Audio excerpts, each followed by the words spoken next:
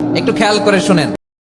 নুপুরের দাম লাখ টাকা হলেও তার স্থান হচ্ছে পায়ে, আর টিপের দাম মাত্র 1 টাকা হলেও তার স্থান কপালে। ইতিহাস সাক্ষী, লবণে কখনো পোকা ধরেনি, কিন্তু মিষ্টিতে প্রতিদিনই ধরে, আবার পিঁপড়াও ছাড়ে না। মানুষ সোজা পথে চলতে চায় না, বাঁকা পথেই আগ্রহ বেশি। তাই তো মদ বিক্রেতাকে কোথাও যেতে হয় না, কিন্তু দুধওয়ালাকে বাজারে দাঁড়ে দাঁড়ে ঘুরতে হয়। আমরা সর্বদা দুধ বিক্রেতাকে বলে থাকি, দুধে জল মিশাননি তো? আর মানুষ মদে জল মিশে খায়। আজ পর্যন্ত মানুষকে এতটুকুই চিনলাম।